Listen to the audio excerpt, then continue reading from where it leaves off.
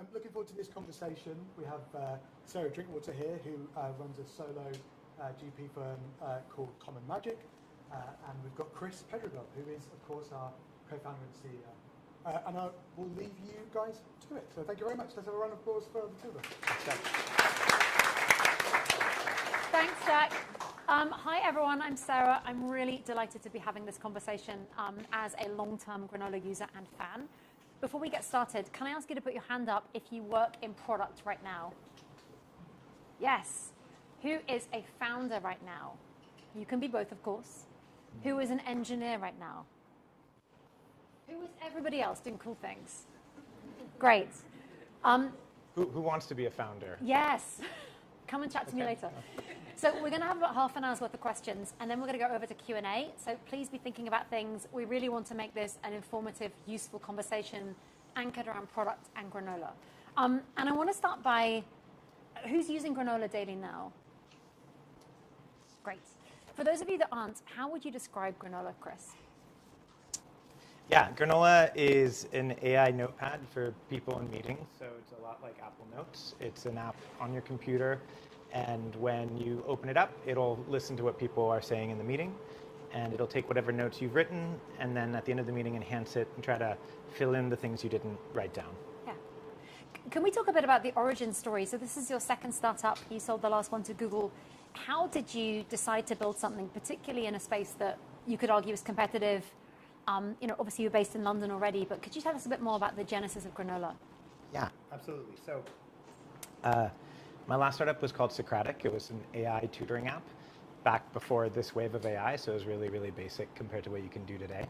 And after it was acquired by Google, so after 4 years at Google, I quit. I knew I wanted to do a new startup, and I didn't know what that would be.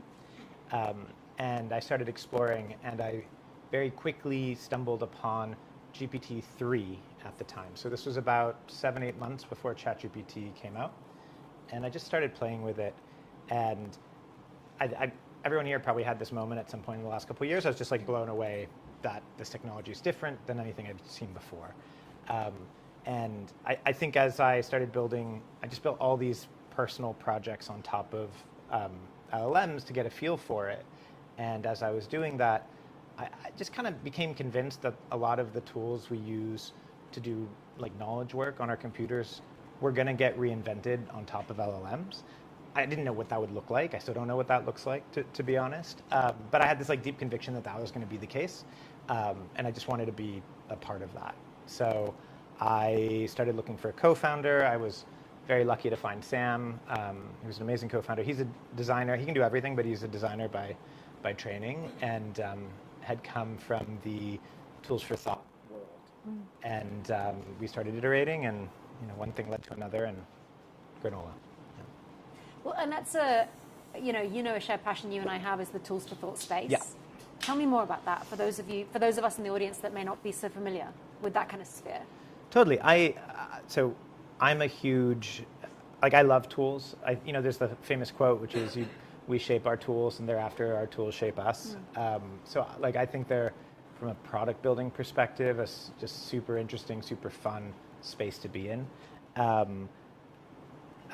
think we were just talking about, you invested in Moats, right? And the founder, Paul, is super into the history of computing, and I think we're really inspired by Douglas Engelbart and this idea of augmenting human intelligence, and all of those ideas were floating around when we started playing with LLMs. I mean, it's not surprising. It's kind of like you come across this new wave, this new AI, and it's like this new technology, you discovered fire, right? And you're like, what are you going to do with this? It's probably good. There's probably bad. It's probably all these applications that are hard to think about. It's just what vision of that do you want to put into the world? And that's really the space where Sam and I started with this. We didn't say, oh, we want to build a meeting notes app.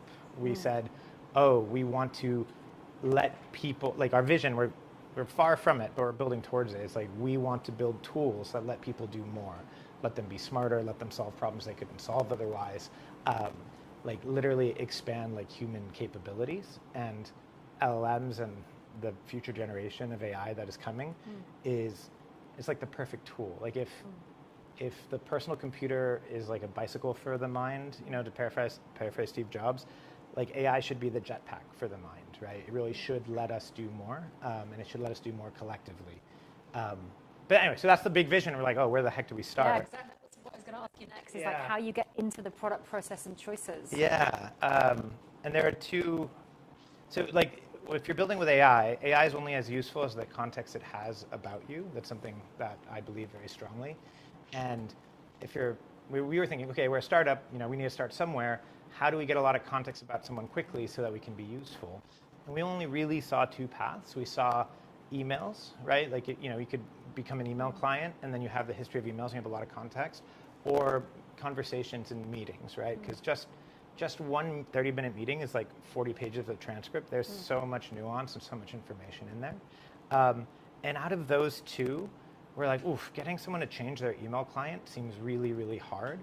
But people use all sorts of different tools to take notes during meetings, and it's usually the thing that's easiest to grab, like 5 minutes into the meeting, when you're like, wait, oh shit, that person said something important, like I should write it down. And then from my previous experience building products, the thing that I've learned that is almost impossible to do is to build a habit in using your product. Like, you get someone to try your product, they say, I love it, and then they forget it exists, they never come back to it. And beautiful thing about meetings is that they're in your calendar and we can send you notifications. So it seemed like a really, from a habit building perspective and from a strategic perspective, very rich place to start because of the context. Unfortunately, it's an incredibly saturated space, tons of players, like the biggest ones are like 8 or 9 years old now, so they've literally been building for almost a decade. So we entered it kind of eyes wide open, but we were a bit daunted by that. How do you think about, if I compare Granola to, say, some of those other competitive products, there were some foundational product and design choices that you made, such as the frictionlessness of how Granola feels on the desktop, the choice to kind of not store voice data. Like, how did you come to these? Tell me about the process of kind of coming to these decisions. Yeah, absolutely. It's funny. It's like, looking in hindsight, a lot of these seem like really smart decisions. At the time, it was like not so obvious. It all kind of comes down to this idea of Granola is a tool for you, right? It's like a tool for you in a moment where, like, the prototypical user we have is, you're running 3 minutes late to a meeting, right? And you need to get into that meeting, and you want to be your best self in that meeting. You want to capture the most important stuff from that meeting, and you're late and you're stressed and you're just in another meeting that went over, and we're building for that moment and that user, and we want to be a tool for you, and we want to enable you to do more, right? So that's the perspective with which we came to Granola. And if you have that perspective, a lot of decisions become kind of simple. So one is, well, if you're running 3 minutes late to a meeting, I can't be opening up a web browser, figuring out what tab Granola is in. It needs to be really, really easy to open up.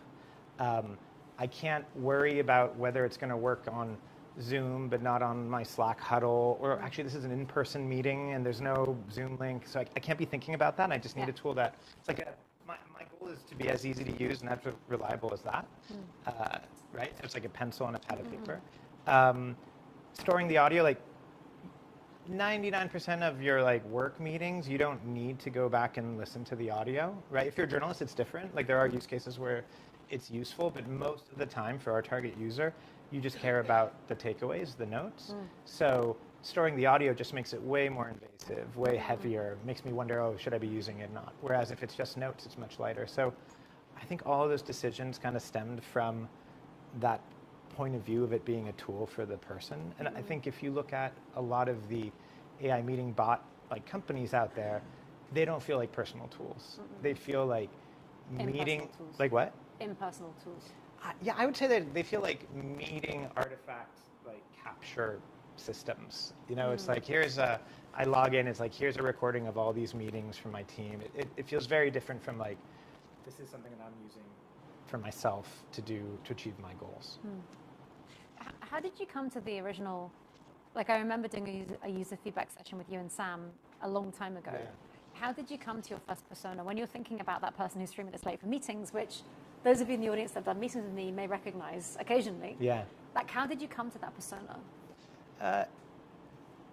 So I think it's like the short answer is we started building Granola for ourselves, and it's a lot easier to build a product that you want or that you want to use. And then we kind of found the most extreme version of that in terms of like who has the strongest pain point, right? And there are just so many people in back-to-back meetings, and if you, it's kind of OXO, the right? It's like the company was basically like, for people who don't know the story, it's like they would build kitchen utensils for people with arthritis, right? And because it's like it can be really painful, like peel a potato or something if you're arthritic.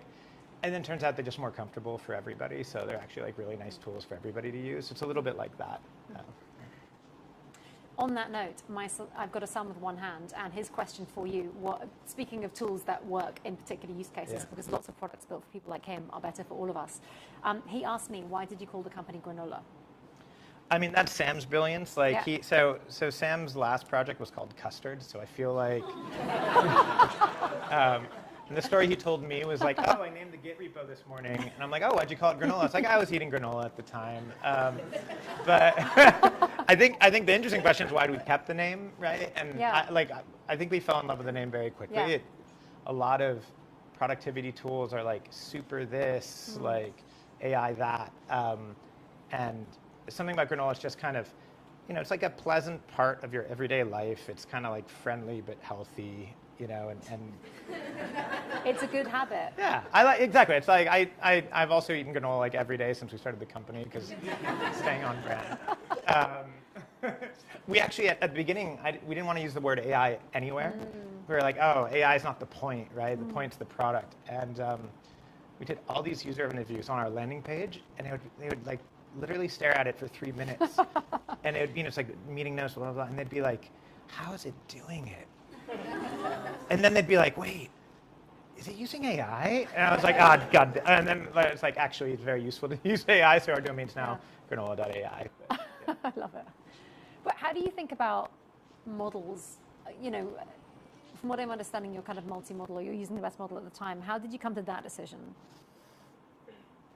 Does it matter what model? If we're thinking about loyalty in the modern context. Right. So I guess like we started a couple years ago, and when we started a couple years ago, the big question was like, train your own model, fine tune your model. Like how, like, I think the narrative at the time was you have no moat if you don't have a technical moat, right? A GPT wrapper was a dirty word, and we kind of we just took a very user-centric view, and we said, okay, what's stopping this product from actually being really useful to people? And the answer was never the model. It was a lot of the other stuff around it. We also took a view that the model, like I think there's a lot to talk about, but like I think a huge thing if you're building an AI is what's the time frame that you're building for, right? Because I think if you're saying, ooh, I'm building this product for 5 years from now, or 7 years, at some point you're like, we've crossed the AGI line. Who knows? Like robots might be running the world. It's like really hard to build for that future world. And then if you build for today, like you kind of miss the boat because you want to build for where the puck is going, not where it is today. And things are moving so quickly. So early on, we kind of made this decision. We said, we're going to assume models will continue to get better, faster, smarter, cheaper, quickly. And we're going to build for that world in like 1 to 2 years. And in 1 to 2 years, when the models are smarter and faster, what's going to be holding back the product? And that's like the long list of things are like, are the notifications popping up and like seamless enough? Is it like in Granola, you can put your headphones on and take them off and it just works, but there's all this stuff that we have to do behind the scenes around echo cancellation for that to be the case. So we made like a very strong decision to not try to innovate at the technical level, at the model level, until it was absolutely necessary. So yeah, the byproduct of that is we use the best model on the market at any given point. We flip-flop ideally as quickly as possible, and we use the most expensive models because we think most of our users are in the future, and we basically want to be building for tomorrow, and the best way to build for tomorrow is by using cost-prohibitive models today that will get cheaper and more accessible tomorrow. Like relatedly, how do you think about, when you think about your product roadmap and building for people that live in the future, how do you think about sequencing? So for example, I was really intrigued by Granola launching. Like I'm now using the mobile app very often when I'm having an in-person conversation, and I would not have predicted that in my behavior a year ago. Yeah. Like, how do you think about choice and kind of choosing your version of Granola's future in such a kind of uncertain moment in time? So, I think the really hard thing when you think about roadmap is in this space is how much do you build for the local maximum of today, and how much do you build for whatever the global maximum or the local maximum of tomorrow? And that's an incredibly hard question. It's like we take it day by day. It's hard to know. I can tell you, I do believe that if we go back to the origin story, this idea is this tool that augments your abilities. Like that's something that's way beyond meeting notes, right? And if we don't invest in building that today, like we might never get to that. And that is, I think, extremely important because the industry is moving very quickly. And I also think that is the big prize. Like I think this idea of software that can assist, augment you across all your work tasks using your personal context, like that's kind of why we get up in the morning, and that's what we're excited about building. That said, there's like a million bugs in our current product today that we want to fix, and you kind of need to do both. And what's hard about that, it takes a very different mindset. So the mobile app is, you could justify it in both ways. You could justify it in that, people have thousands of meetings in Granola, they're on the go, they need to access that information, they need to include, as a companion app for what's currently happening. But then there's this view of, actually in the future, if Granola, like you're going to want all your conversation context in one place so that you can query it, so that you can run agents on top of it. And from that perspective, if all your in-person meetings are just invisible, that's a huge problem, and we need to start investing in that now. How do you think about the evolution of products inside the company? So I heard earlier you're hiring, obviously you're a product leader, so you've been running products so far, but I heard earlier you're hiring one of your first PM roles right now. Yeah. How do you think about what time it is in terms of... We are hiring I was lots of gonna say, PMs. Sorry. This was a critically important point made to me earlier. Granola is hiring. Yeah. How do you think about like what time it is and like what you'd be looking for in this first person, given that we have a room full of many PMs? Yeah. So I guess first off, we've tried to do a bit of a linear model where every engineer we hire, we expect them to have strong product sensibilities. We actually interview them for that. So it's a little bit like making Granola a great product is everyone's job. It's not one department's job. And then my co-founder is a designer, so it's like product design is kind of in the central DNA of the company. I think the reality is our ambitions are extremely large, and we just need to be working on a lot of really big things in parallel. And I believe that it's impossible to build good product if you can only give it fractional attention. And each of these big things we're working on require like full attention from a person to really, really push it forward. And so it's like up until now, I felt like we could get away without it, and now we do need those product folks, and we need a product person. Well, you can call the titles we're hiring for right now are AI, growth, and consumer, but really across the board, there's just so much we need to do. So. How does it differ building a company now versus your first company? Like, what's similar, what's different? Yeah, so there are a lot of differences that are specific to my two companies. I mean, my first one was in education. No one wanted to invest in education.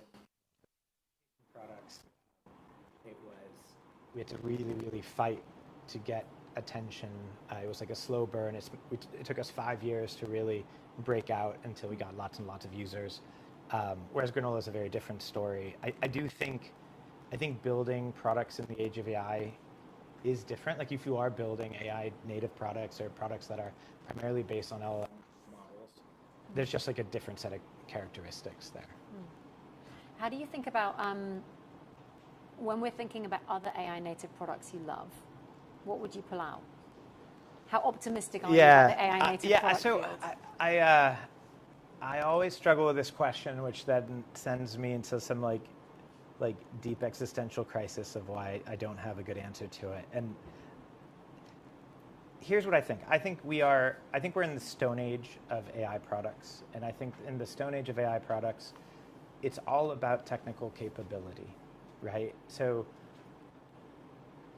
and I think that will change over time. But right now, it's like, oh, if this model now has, it can now take in context from the web, right? And it can include search. Like, that's a huge capability. I'm going to go and I'm going to use that. Or this model does the same quality response, but does it 3 times faster. Like, I'm just going to do that. And sure, that's speed and quality are huge parts of product, but it really is driven by the technical innovation at the base layer. So all my like favorite products are really, like when deep research came out, that was a big deal. But to me, that's like a technical innovation at the technical layer. That's not so much at the product layer. And we could debate this, and I'm sure we're having drinks afterwards, so please come up and debate this with me.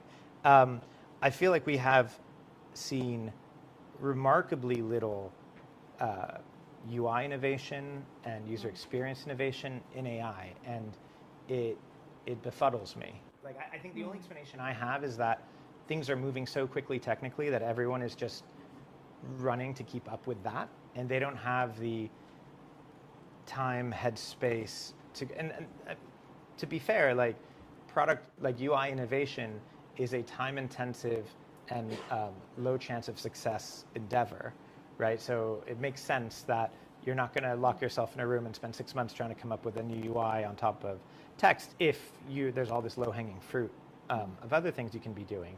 That said, though, I feel like you see this glut of products that all look very similar and oftentimes don't work that well. And I think there's this shiny ball of, because everything is now technically possible or feels possible, it's very easy to put out a first version, but it's very hard to put out like a great version of a product. So I think we're kind of like in this uncanny valley middle ground. So another way to say it is, I think the great AI products are yet to come. Outside of coding, I think coding is the tip of the spear. I feel like the coding products are probably like 12 months ahead of any other function that I've seen. Yeah. It kind of goes back to the timeline piece we discussed earlier in terms of building an AI requires trying to hold in your head the tension between building for 2 years ahead, but not AGI because that's too intimidating. And I think what we discussed a little bit earlier was around, we're seeing these companies rise and fall really fast, building ARR really fast, but the products themselves feel very lightweight if you're someone that really likes great products.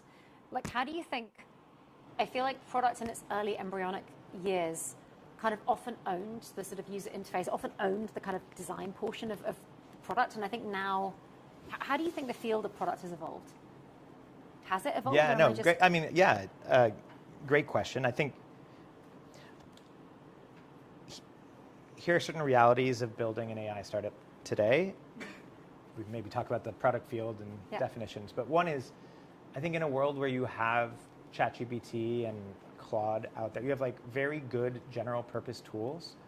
That means that you need to build a product that is really focused and way better than those. And that's a hard thing to do, right? It also means that in a world where there are lots of copycats, a product that is 20% better, like that's meaningful, and people will notice that, and people will change their behavior because of that. I also think, we can go through my history, but I was a PM at Google for a while, and I think my old product hat kind of training makes me think, like historically I'd be like you said, the UI is the product, the content is not, right? It's like if I'm YouTube, I'm like, the UI of YouTube is the product. Sure, there's a ranking algorithm, but like I don't control the videos, that's something else. In a world where a model is generating the content, well, you control the content, right? And a lot of AI products, if you look at the percentage of the pixels on the screen, a lot of it is model output, right? And it doesn't really matter where it's coming from. If you really care about building a great product, like you need to make sure that is great. So all the tools that go into making great AI-generated output now is part of I think the product job description, right? And that goes from understanding models, understanding prompting. That also goes to understanding what context to give those models, right? And I think this should be the golden age for product managers. Like if you look at like the jobs to be done today, there's a lot. If you like in the ethos right now, there's like a lot of the idea of taste. There's the idea of like to get good content, to get good outputs out of a model, you need to give the model the right context, right? And then there's a question, well, what's the right context? And at the end of the day, those questions all end up being the same kind of product questions of like, if I can put myself in a user's shoes and I can think about like what would make me achieve my goal, feel happy, feel good. A lot of the same process that you would apply to like a UI or what buttons you'd have, you can apply to context selection, you can apply to model selection. It's all the same tool set. I don't know if I actually don't know. It'd be interesting to see, are most founders out there, do a lot of them have a strong product background versus an engineering background, and how is that changing in the age of AI? Like, it'd be an interesting question. Yeah, I think what's really interesting is the blend of backgrounds. So like Malvika from Schmood, one of my founders who's over here from New York, is a designer who can code. And I think what I observe is that there are so many more all-rounders. And I just personally, like, I'm curious, when you think about the Granola team, you talked earlier about when you hire engineers, you want them to have product sensibility. What is the archetype of a Granola hire? Like, what is that kind of person? Like, what do they care about, think about across the board in terms of function? Sorry, Malvika, to call you out. I just thought you were a great example of an all-rounder. Yeah, I mean, it's more, what makes a Granola person, I think, is more cultural, right? So there are three things. Basically, one is the people who join Granola should be, friendly is maybe the wrong way to say it, but basically, like, push come to shove, you should be willing to put the team ahead of yourself. And I think this collaborative,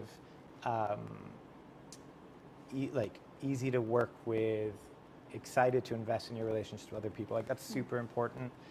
The second one is people should be really self-motivated and ambitious. Like, I think it's like this incredibly exciting time to be building, and we want people who want to come and do the best work of their life at Granola, and who think they can level up, and who are self-motivated. And then the last one is that they really care about product, and they really are excited about what can be built in this moment in time in product. That's cross-function, right? Like, I think we want that to be true of anybody who joins. And then ideally functionally, you're just excellent, or have the ambition to be excellent and are willing to learn really quickly. I love that. I'm going to come to the audience really soon for Q&A. Please be thinking of questions. For all of the early career product folks in the room, what advice would you have them in the quest to become excellent, which all of us should want to? Yeah. What advice for early? Yeah, well, how would you think about if you were them right now, particularly in 2025? I think every day I need to overcome intuitions that were formed pre-AI, right? And I'm very intentional about it, and I still see myself falling into like these old intuitions, these old ways of doing things. So if I were early in my career in product, what would I be doing? I would be immersing myself into what does building an AI mean? What does working with AI mean? And I'd be leaning into that really heavily.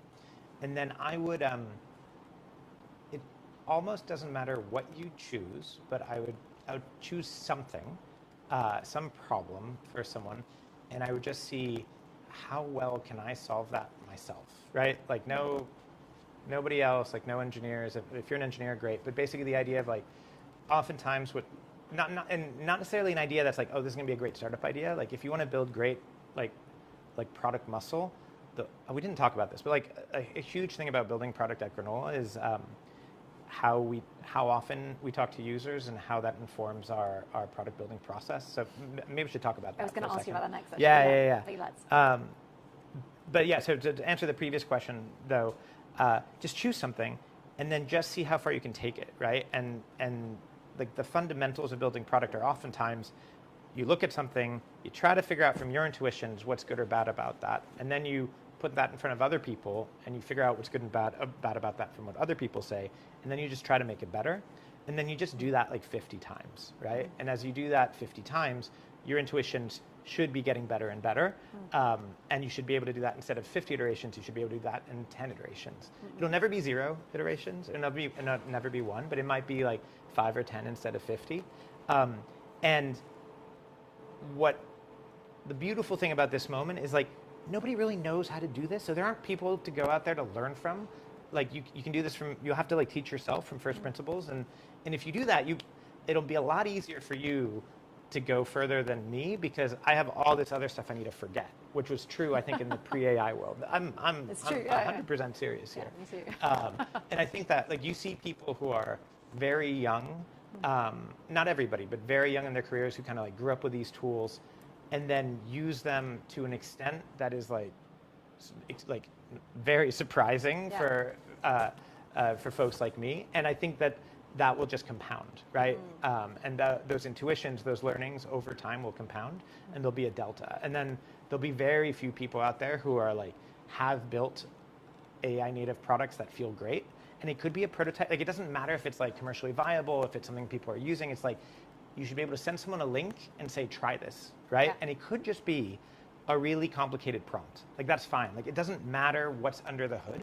It's what's the output, what's the experience that matters. And I would just try to build something I'm really freaking proud of. And once I'm really freaking proud of it, I think that's like, then email it to me and come work here. You know, like that's like, or email it to anybody and go work there, because it's like a very, very rare skill today. Yeah. I love that. And I feel like the bar to build stuff now is, like, to your point, also had a whole career pre-AI. And so I think losing all of the ideas around building MVPs takes time. I think it's always surprising to me now when I meet somebody looking for a job and they're not already building stuff and using the stuff they're building as a way to get a job, because to me that feels so obvious. Going back to your point around user feedback, you know, I'm an ex-journalist, you've got a master's in journalism. The old rubric of product was always the tension between listening to users deeply and synthesizing that information and kind of having intuition and, you know, kind of like developing your own gut, your own taste versus being purely driven by what you're hearing. Like, how do you think about that here? And what have you like our view on it is very simple. So I think there's, so one end of the spectrum is basically you talk to users and you build exactly what users ask you to do. The other end of the spectrum is you say, like, I'm a designer, like you know, people don't know what they want, they'll ask for faster horses, I'll just figure out the perfect thing. And I think it would be completely impossible for me to build a good experience on either end of that spectrum. So the question then becomes, how do you blend it? And it can be very, very hard to blend, because if you talk to a lot of users, they'll ask for lots of different things, and just categorizing and organizing that information becomes very hard, because what you end up doing is you end up listing, here are the feature requests, right? And feature requests are usually the wrong way to talk about building in product. The right way to do that is, I think it's like, it's pain points, like what are like needs, jobs to be done. So basically what we do is we talk to a ton of users, and then we let that context inform our decisions. But like, so like we have an opinion of what Granola should be, and the future we're building for, and how it should work, right? And I think it's very important for product builders to have an opinion. Otherwise, you're probably not going to build something great. Like, it's got to be something you believe should be in the world, and you should believe you want it in the world because it should work a certain way, or it should have certain characteristics. It's just very easy to go off the deep end if you're just like talking to yourself or thinking about what's really good for you. So you just need to immerse yourself in user feedback. So like an example, like something that really helped at my last company at Socratic was, like, we were kind of wandering in the product wilderness for a couple years until we set up this thing where we were building for high school students, and this is like pre-Zoom, so it was like really hard to talk to them, where on Tuesdays and Thursdays we had like 10 high school students in our office every Tuesday and Thursday. And sometimes we had nothing to show them, and it didn't matter. We would pay them and they would go off and they'd be super happy. And other times we would show them tons of stuff, right? And the moment we changed the process, so we had easy access to students, and we could ask for their opinion on all kinds of things, whether it's the copy on this thing or this feature, or like, how do you feel when your parents see you using Socratic, or whatever it may be, it made our intuitions 10 times better. So like, the way I think about it is like, user feedback should sharpen your intuitions, and you should build based off your intuitions. I love that. Okay, final question, then we're going to hand over to you. A product that you love, you said to me that products should have soul. It doesn't have to be AI native. We've already said that they're not great yet. It can be a physical product, it can be a digital product. What's a product that you really love? Great question. Until you said the word soul, I knew what I was going to say, and then Without soul and with soul. Well, there's when I first interviewed at Google, I was asked, like, what's your favorite product? And I was too. I answered I had a Moleskine notebook, which I had recently discovered at like the age of whatever, 21 or something, and I just gushed about this thing. But there was something really incredible about simple physical products that get out of the way but give you an emotional reaction.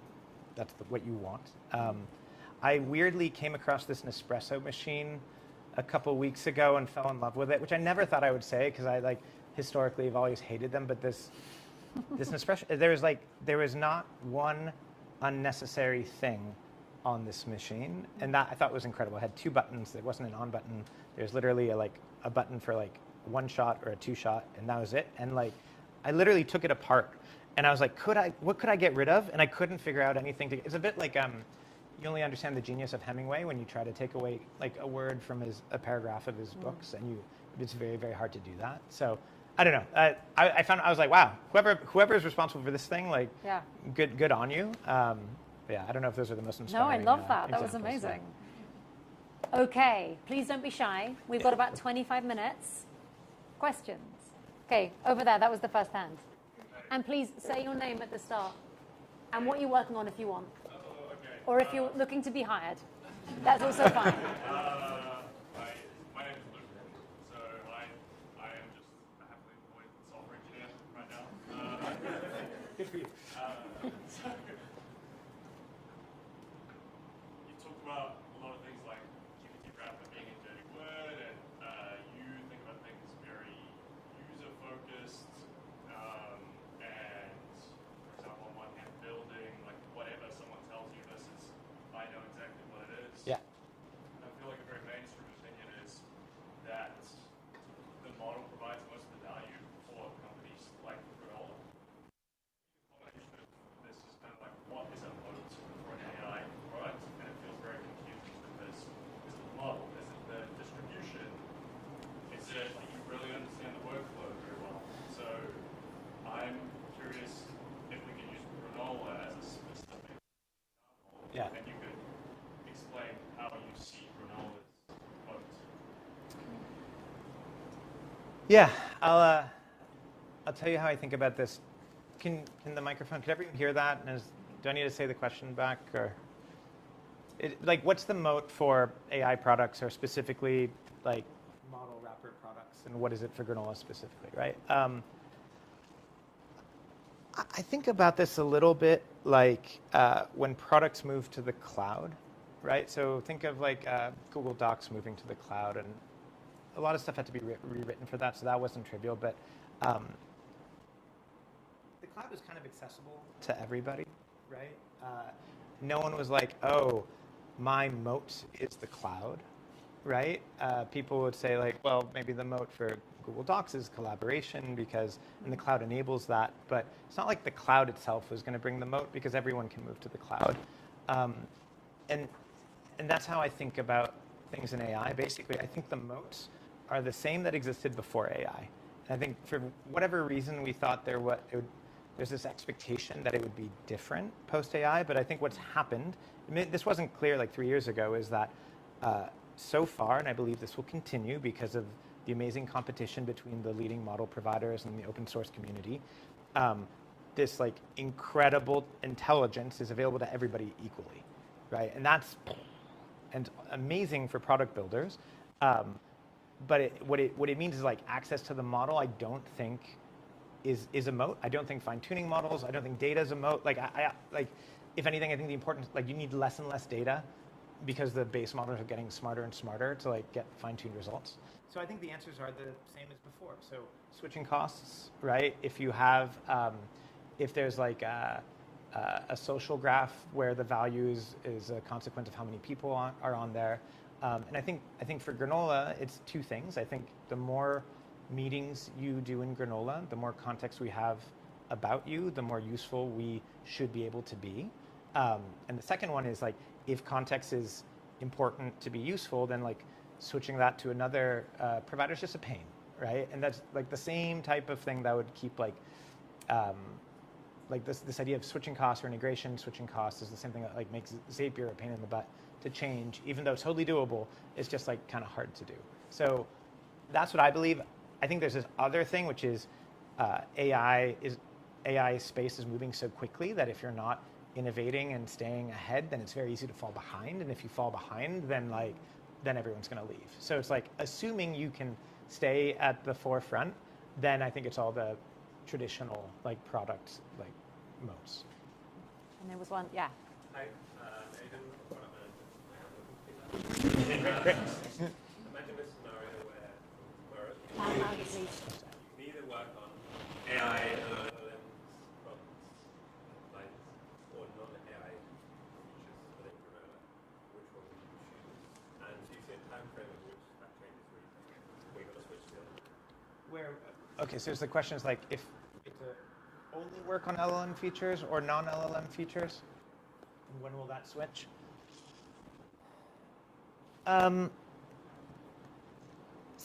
So I guess I don't like the way the question is formed. Is the answer? It seems like a false dichotomy. Like, here's my thinking. Like, we should work on what's going to deliver the most value for the user, right? Or if whatever's going to deliver the most value for the business. Like, if we can build a thing that will help us grow 5 times faster, we should also build that. I think likely today, a lot of that is going to come from like new capabilities unlocked by AI. That said, a lot of what made Granola good had nothing to do with AI, right? It was a lot of like polishing paper cuts. I think now that we kind of have, I think we do a decent job with meeting notes, and a lot of those paper cuts have been fixed. It's a lot about like, oh, now we have all this context about you. How can we make your life 10 times easier, right? And like that's the next forefront for us, and that's all LLM based. Like that's all AI based. That's even like that's stuff that hasn't landed yet because there's we have so much data. There's like no way to process that amount of data and the speed and quality that we need today, but will be possible within the next 6 months. Lucy was next, I think. Hi, my name is Lucy. I was wondering Louder, if you please. have any non-work habits like transcendental meditation or writing that help you keep clarity of thought? So the question is like, do I have any non-work habits that will help with clarity of thought, like meditation or whatnot? So I think at some point I said, to be able to build great product, I think you need to be able to give it like undivided attention and lots of it. And I think what's been very challenging for me, to be quite honest, is that Granola has scaled significantly over the last year. Like we launched a bit over a year ago, and with that, there's a tremendous amount of complexity. Like we were 4 people when we launched Granola, we're like 28 people now, and as there are more and more things happening, and that fall on my plate or take up my headspace, it becomes a lot harder to do the product focus. I don't come into the office for the first few hours every morning. I go somewhere literally people can't find me. I try not. And then depending on, and that's like another Hemingway reference, but it's kind of like do the hardest thing you need to do first thing in the morning. And that's where I try to do my deep product thinking. I try to open as little technology as possible, and sometimes that's not possible. Sometimes you need to go into the analytics or whatnot. But I find that the moment you kind of open that floodgate, there are more and more things crying for attention, and it becomes much harder to. Like my dream would actually be if I had previously printed out the 10 things I need to look at the day before, and then I just looked at that analog and did my writing analog or did my thinking analog, and then moved into digital world. But yeah, hyperscaling startups, it's a new class of hard thing, and I think I'm investing in trying to learn how to manage myself and how to like build the team around me to scale. Anyway, this is like what every founder ever has said when their company started growing and things started breaking. They're like, oh, I don't know how to do this. But it's like it's a thing I'm like actively investing in because otherwise it's not going to go well. I do that at the back. So, hi, my name is Son, and I'm a software engineer. I am currently at Pedregal. So, I have 2 questions, but I'll ask for one. So, you've mentioned a lot about context being really important to Granola. Yeah. How have you made sure that you are getting, like, what do you consider to be good context? at the moment you're getting your context from meetings. Have you thought about getting your context from anywhere else other than meetings? Yeah. And then how do you juggle that with like data to receive and making sure that Keeping user what? your users Happy. Yeah. So, yeah, I think in the age of LLMs, like I don't know if context design is a thing yet, but it will be if we don't use that term. Like we use it internally. Context design is a really big deal. I think there's two kind of questions. One is like, what are the sources of context? And you said like right now, Granola is primarily notes, not exclusively. We also pull in information about people and companies. So like I think one of the things that like blew people's minds when Granola came out was that if a founder and an investor were both using Granola in the same meeting, their notes looked completely different, right? And they look completely different because, I mean, we know like you probably don't care so much about what you said in the meeting. You probably care more about what the other person said. But we also know that like, hey, if you're a founder, if you're an investor, it's pretty clear if it's like a pitch, you care about like, what's the idea? Like, what's the traction? What's the market size? Like, how much have you raised? Like, it's like a clear set of things. Whereas if you're a founder, it's like, ooh, what did they seem not convinced by, right? Or like, what kind of check sizes do they write? Or like, where in the process are we? Like the questions are very different. And we had enough context to design our prompts and our models so that those notes look completely different. We're missing tons of sources of context. We're going to add email. We're going to add a ton of stuff from the web. We're going to add, let you add documents. So we've started a ton of that. Then the next question becomes like, out of all this context you have access to, what's the right context for this specific job, right? And how do you expose that to the user, and how do you let the user manipulate that, right? And those are completely unsolved questions today. I think the UIs I've seen that allow you to do this are incredibly rudimentary, right? We have no great way to visualize context. Seeing thumbnails for like 30 different like files of text files is like not helpful. And then the UI interaction for controlling or manipulating that is like non-existent. So like, anyone here has like great ideas or wants to go and invent the future of that, like come talk to us, because that's like, I think very relevant to Granola, but also very relevant to AI work in the future in general. Because like a lot of the human's job, like our job is going to be, what context do I need to bring together so that I can then collaborate with an AI? It's a little bit like, I don't know, like how do I set up my IDE so that it like actually, it's like set up in a way where I can do my job easily. It's like the same type of like thinking. I think there was one here next. Hi, my name is Mo. I am a marketer and I work with the AI executive. My question is about product persona, and it's more about like you back-to-back meetings. A lot of people are in back-to-back meetings. Yeah. VCs, long days, founders, long days, and then how do you like I'm a marketer. I really love Granola. How do you get into that how do you figure out persona, like type of product, like AI or website builder or like meeting notes, like a lot of people use it. How do you figure out which one to focus, like which persona to focus? Yeah. And when do you focus it and what do you build for that? What's the journey Granola is following? Yeah. So our history here was, we always wanted Granola to be a product that lots of different user types could use, right? So we wanted it to be a horizontal product. Horizontal products are hard. When Sam and I started off, we were building it, and then we realized we needed to just choose one ICP, because otherwise we'd be interviewing 20 people and they would all tell us 20 slightly different things, and it was hard to narrow in. And our initial one we chose were investors, right? And which everyone says don't do. They're like, don't. Like never, people say never choose VCs as your target user because there aren't that many of them. They're weird, like as they don't act the way other people act. For example, they're willing to pay for things. They're price insensitive in a way that very few other roles are price insensitive. But it's the best thing that we ever did, honestly. Like one is like, they're very willing to try the product and give us feedback.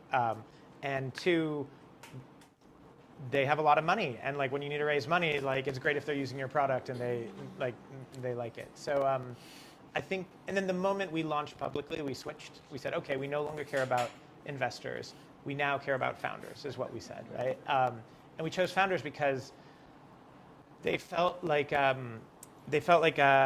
company and a person. It's like a founder might do a sales call, might do a legal call, might do a marketing meeting, and it's really hard. But we thought, okay, if we just try to build a great product for founders, then we'll build a decent product for everyone else, and then we can expand it out.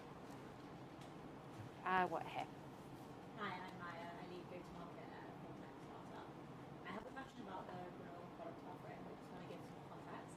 So around 5 of us in the team use Granola, absolutely love it. And I'll be honest, we use free tier. And I'm at a event and I was talking to him about how much we love the product. But when I spoke to the co-founders about switching to the paid plan, they essentially said there's not much incentive. We get enough calls per month across the team. We have a chat function, we have the notes, etc., the templates. So I just want to know a bit about the rationale behind this. Yeah.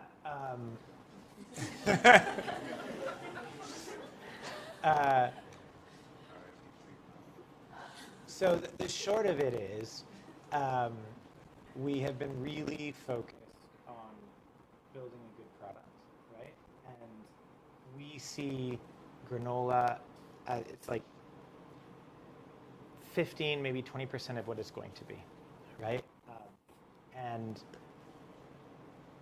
we think so much of the value that we're going to provide to people and companies lies in the future. So we haven't been very precious about putting lots of stuff behind the paywall. We basically give away most functionality for free right now. And we haven't spent a whole lot of time thinking about paywall or optimizing it. I can tell you, though, that in companies where IT or somebody switched off Granola, and there's 30, 40 people in the company using Granola, they usually kick and scream pretty loudly, and that forces some conversation. So I'm not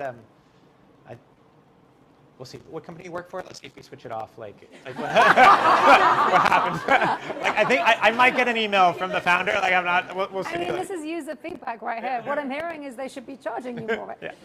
Okay, I think we haven't taken enough from the back. Anyone there? Gentleman here. Hi, my name is Simon. I'm from Plaid. I'm cool, but I love Granola. I have more of a hypothetical question. At the beginning of the talk, you mentioned how long do you build for in AI? So question number one, how long do you build Granola for? And on the back of that, do you ever envision another surface of interaction with Granola? So obviously we've heard something with OpenAI, having joining Ivan board to create some kind of device. Hypothetically speaking, would you ever imagine a Granola bar? Granola bot? Granola bar. Granola bar. Bar. I don't. Like a device that you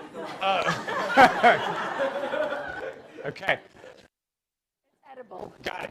Okay. So first question, I think the time horizon we choose to build for is like 12, 18 months from now, right? And I think you can't. There are a lot of startups. If you go to SF, a lot of startups are have a longer time horizon that they're building for, right? And to me, the metaphor there is the future becomes so unpredictable, and it's so hard to get feedback. If you're assuming that agents can go off and do tons of stuff without any human input, it's what does that world look like, right? And I'm sure there's lots of opportunity if you build for that world. It's just making decisions there is incredibly hard. So I think there's a lot of an American football reference is okay, the quarterback's going to throw the ball somewhere, but you're not allowed to look. You just have to run and hope you happen to be in the right place at the right time when the technology hits. That's kind of my mental model there. So I think that's really hard. So whereas if you build for 1 to 2 years from now, sure, there might be a fast takeoff, but you can kind of squint and be okay, what are the labs releasing, or what are the trends that we're seeing on whatever speed, context window, thinking, whatnot. In terms of the device, everything's possible, right? My view here is I think the social norms in work and the social norms in our social sphere are very different.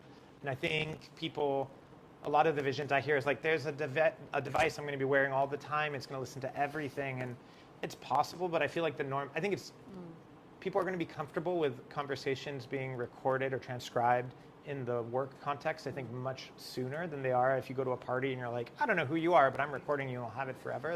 I think that may never change or will take a long time to change. I think in the work context, the question will stop being, should this meeting be transcribed or not? It'll be who has access to the transcript, right? So it's like, is it just the two of us? Is it my team? Is it the whole company? Is it my manager? And I think that's where the conversation will shift to. And we care about the work context. And in the work context, there are devices everywhere. So like, sure, maybe there'll be a Granola specific device, but like, there's no, like, literally everyone has a phone, they have a laptop, there might be like a Zoom machine in the room. So it's like, there's no shortage of like context capture devices. So I think like for a small startup like us, it'd be really distracting to do that. There's so much low-hanging fruit on top of the infrastructure that exists. Yeah. So we only have time for 2 more questions, I'm afraid. Hi, I'm Camilla. I'm starting my Granola in like a week. Great. So you talked a bit about like this idea that like you have these kids that are like picking up tools and sort of using them way beyond the capability of what anyone ever imagined. What's been a surprising way that people have used Granola that you didn't envision? They use Granola? Yeah. Yeah, so that's something that people did in the early days before we had any shared functionality. There are these 2 founders who basically, they wanted everything in Granola. They wanted every conversation they ever had between each other, every brainstorm, and I think they actually shared one account. So this is before we had sharing.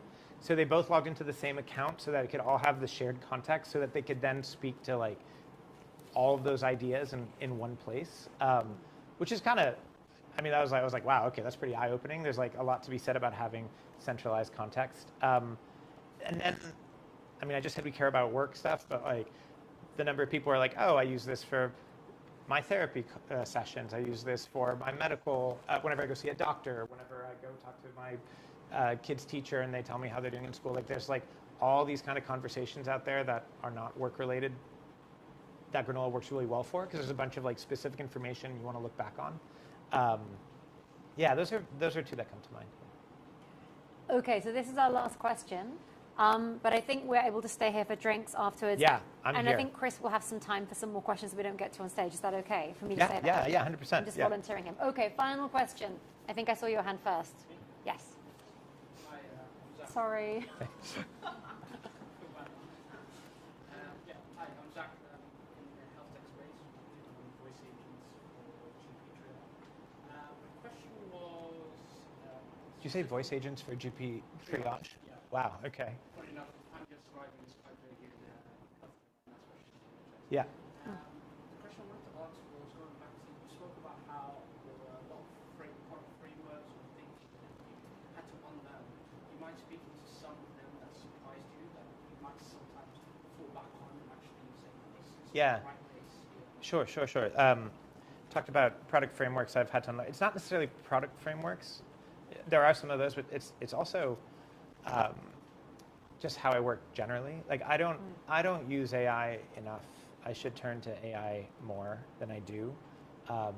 I don't invest enough time in creating the AI workspaces or like the context buckets that I should. You asked me a question about how people use like AI. There's this one user we interviewed, and he had taught himself how to do sales. And I forget the name of the guy, but there's like this famous salesperson. There's like this method, right? And there are these like 8 stages you might be in with a customer.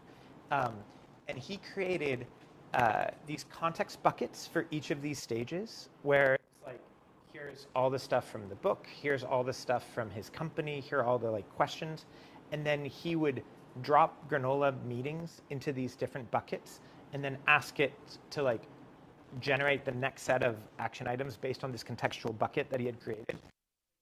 I talk about context selection, right? It's like he took that to this level that I would never intuitively like think about doing. That's one. My default is like, oh, how much faster is this going to make me now? Right? And it's like, maybe it slows me down a little bit, maybe a little bit faster. What I don't think about is the compounding effects like over time. And I think that's where Thanks everyone for joining us. Thank you.